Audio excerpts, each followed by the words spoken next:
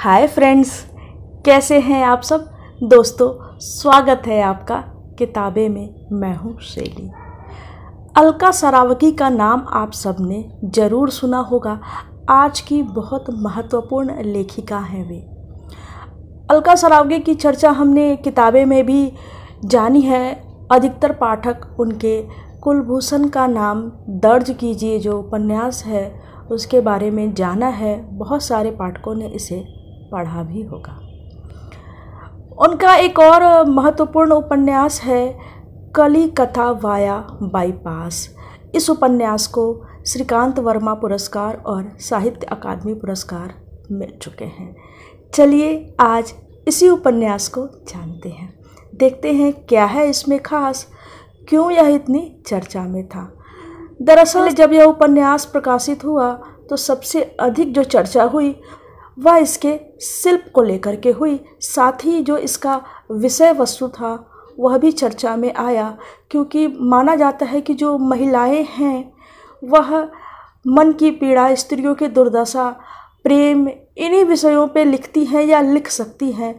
अलका सरावगी ने इस मिथ को तोड़ा और इस महत्वपूर्ण उपन्यास की रचना की। इस उपन्यास में अतीत, वर्तमान और भविष्य के ताने बाने से आपको कलकत्ता का मारवाड़ी समाज है वह रेखांकित होता हुआ दिखाई देगा। हमारा जो एक मेट्रो शहर है कोलकाता या कलकत्ता, इसका अर्थतंत्र बहुत हद तक मारवाड़ियों के नियंत्रण में है। इसलिए बात जब कोलकाता की आती है तो बंगालियों से ज़्यादा मारवाड़ियों की चर्चा हो जाती है। इस उपन्यास में जीवन की जो आकांक्षा है वह किस तरीके से बाईपास होती है यह दिखाया गया है। आधुनिकता की चादर ओढ़ के किस तरीके से हम जीवन मूल्यों को परे ढकेल चुके हैं इसकी चर्चा होती है। अगर एक रोचक, मसालेदार, चटकारेदार कथा की तलाश है तो इस उपन्यास को पढ़ के निराशा हाथ लगेगी। लेकिन अगर कोलकाता को जानना है, आज़ादी के आंदोलन में मारवाड़ियों को जानना है, मारवाड़ी समाज को समझना है और नए शिल्प को देखना है कि किस तरीके से उपन्यास में शिल्प को लेकर के प्रयोग हो रहे हैं, तो यह एक मुकम्मल किताब हो सकती है उन सभी के लिए जो इन विषयों के जिज्ञासु हैं। यहाँ कथानक को 16 भागों में बांटा गया है। मुख्य कथा जो है मारवाड़ी युवक किशोर बाबू के इर्द गिर्द घूमती रहती है।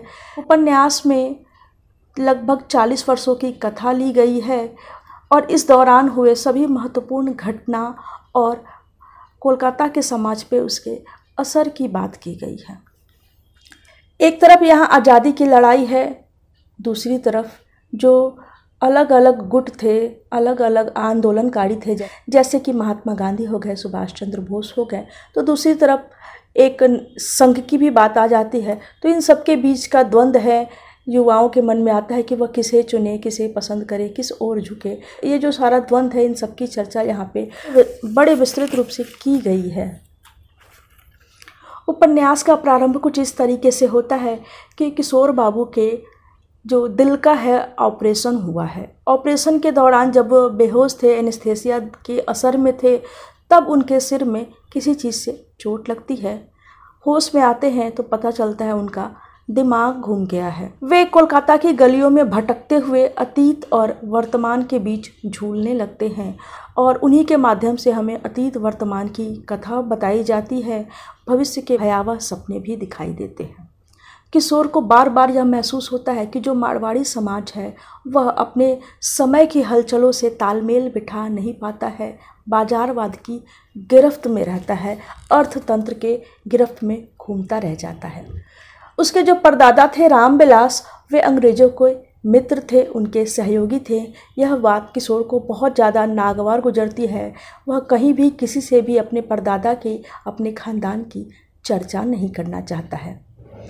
उपन्यास में एक प्रकार से मारवाड़ी समाज के 5 पीढ़ियों की चर्चा की गई है। मैंने कहा कि 40 वर्षों का समय लिया गया है। हालांकि इसमें जो पलासी का युद्ध था वहाँ की कथा भी है और वहाँ से शुरू करके राम जन्मभूमि आंदोलन तक की कथा आ जाती है। आज़ादी के लड़ाई के समय की जो महत्वपूर्ण घटनाएं थीं और आज़ादी के बाद की जो परिस्थितियां थी, उन सभी की चर्चा है, सभी महत्वपूर्ण घटनाओं का जिक्र आया है और कोलकाता के समाज में उसके असर के बारे में बताया गया है। एक और यहाँ बंगाल के अकाल की चर्चा है, लालू राबड़ी की चर्चा है, तो साथ ही जो कोलकाता का राजनीतिक जीवन है उसमें ज्योति बसु के प्रभाव और उसका असर जो है उसके बारे में बात की गई है।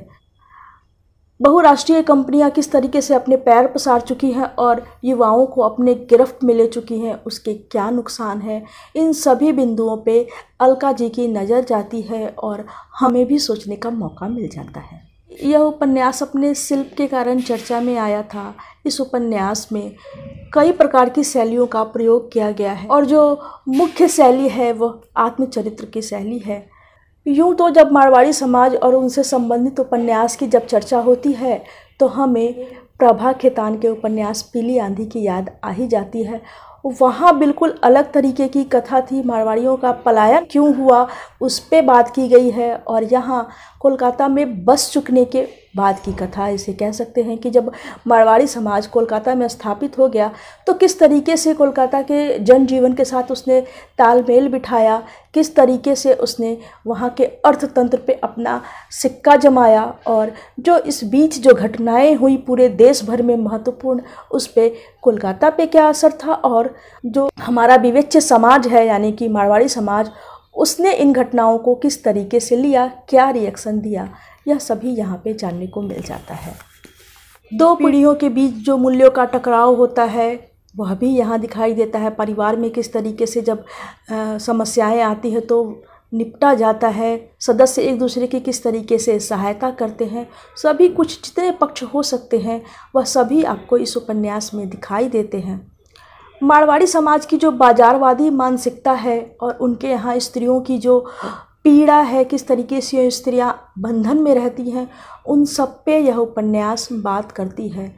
इसका नाम बाईपास है तो कई चीज़ें यहाँ बाईपास भी हो गई हैं, उनको साइड करके उपन्यास आगे निकल गया है। जैसे कि उपन्यास में स्त्री सशक्तिकरण की कोई चर्चा नहीं है, कोई भी सशक्त स्त्री पात्र आपको दिखाई नहीं देंगे और न ही स्त्रियाँ आगे बढ़ती हुई दिखाई देती हैं।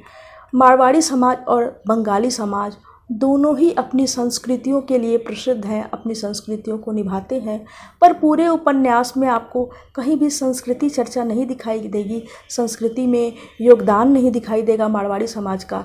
मारवाड़ी समाज कोलकाता में बस चुका है तो उसने वहाँ की संस्कृति को अपनाया नहीं अपनाया, इसकी कोई चर्चा यहाँ नहीं है, कोई बात यह उपन्यास इस विषय में नहीं करता है।